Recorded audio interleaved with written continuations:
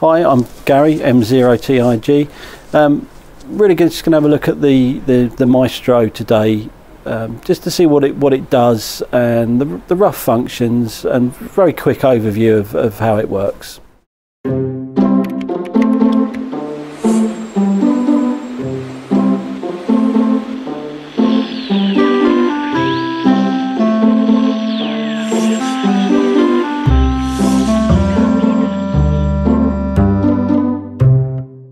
Okay, well, here it is, the Maestro, and what a lovely screen with some fingerprints on it, I hasten to add. But this is generally it. What you've actually got, you've got two VFOs, VFO A, VFO B, and we have volume, and there's actually an AGC T-knob there, and obviously you have your filter shift and width. Again, that's repeated on VFO-B.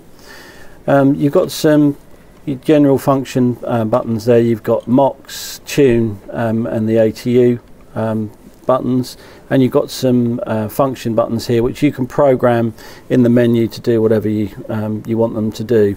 We'll come to those in a second.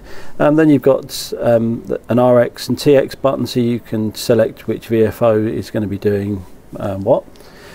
Again, you've got an A and B button which you can swap between the two, or link the two receivers if you wish. And again, these buttons are again repeated over this side. This is your steps. So at the moment we're on VFO A, and we can, if you look here, you can actually see there's actually A and a B button, so we can select the steps for VFO A, and if we want to, we can actually select the steps for VFO-B, and it makes, you know, obviously at the moment it's tuning very slow. If we select that, say 3000, it tunes very quickly. So what else we got there? We've got VFO lock, we've got a mic gain, and obviously you've got then your RF power. So, and that pretty much sums the front buttons up.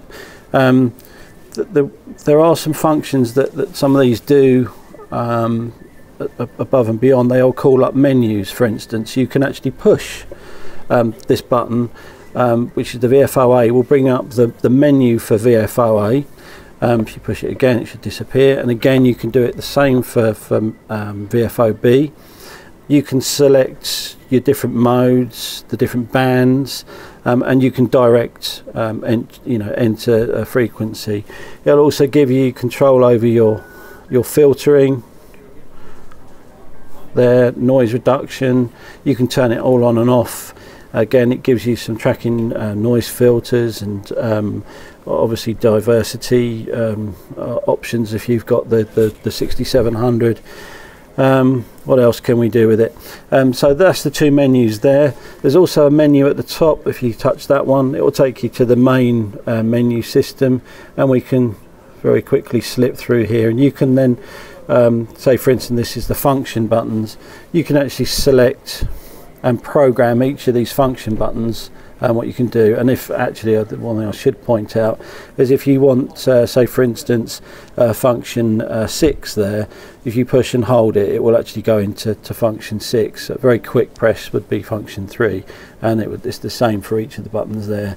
And you can program these buttons to do pretty much whatever you want. Just simply touch and then scroll up and down, and you can select whatever you want it to do, your choice. If you keep going down, it takes you into the network, the network settings, audio settings, this obviously your transmit settings, and you can disable or enable the equalizer.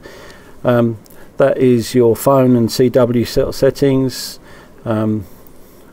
You can again, this transverter settings, profiles. You can you can create your own profiles and save them, so you can call them up very quickly later.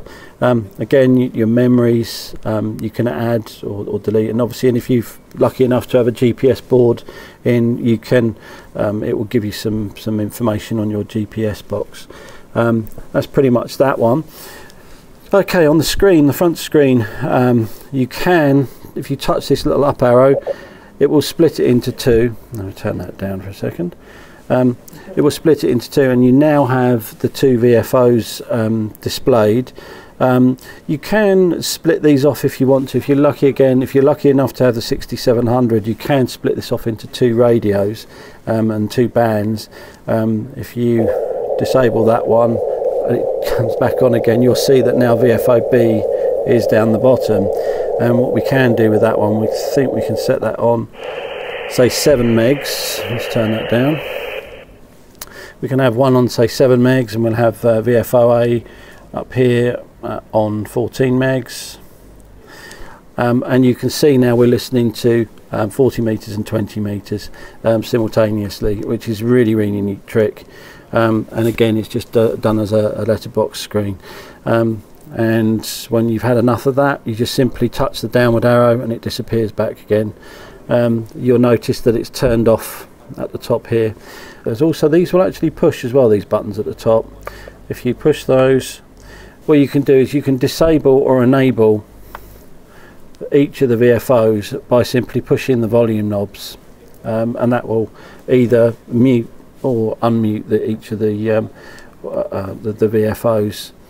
That you can also, there's presets filter steps as well. So if you push and click on the filter button, you'll notice that this filter is actually getting wider and narrower. So let's just open it up.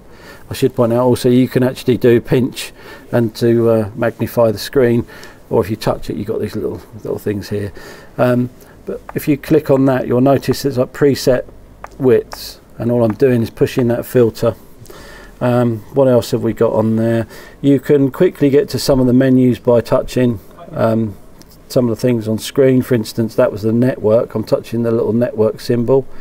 You can quickly get to that. The little plug symbol there is the fact that we're running on the supplied power unit. It doesn't do anything if you click on that one. I think that's pretty much it for the minute on the front end. You know, there's lots that it will do, and you know, and by all means do if you have any questions, do email us and or email me and let me know, and we'll try and go best, you know, through them as best we can. I suppose I should really show you the back of the radio. Okay, and what you've actually got here around the back is you've actually got your Ethernet port for hardwiring, and it's actually not a bad idea, I think, to hardwire it where possible, because I have, if you've got a poor internet connection, then here we've got quite a good sort of internet connection. It's not a big problem. If you use sort of something along the lines of, you know, if you've got a home network, maybe a slightly weak Wi-Fi signal, it's probably best to use the Ethernet port. What else we got? Obviously, I think we've gone through the battery cover before. Again, this is an optional USB battery which we can supply. It's a really neat bit of kit. It's quite a high capacity. That will need to come out to be charged when you need it charged. On the back, you've obviously got a standard Yaesu type microphone connector, and that just it's a modular plug that will plug in there. You can plug in it looks like a 3.5 PC mic into mic 2, but you've also got line in, obviously your PTT. Phones for headphones, obviously line out, so you can probably use this in, say, some of the digital modes or whatever, just using these things. You need a powered speaker, so it won't run just a speaker on its own, so you need sort of like a computer speaker or something like that. And then obviously you've got the CW key at the top there.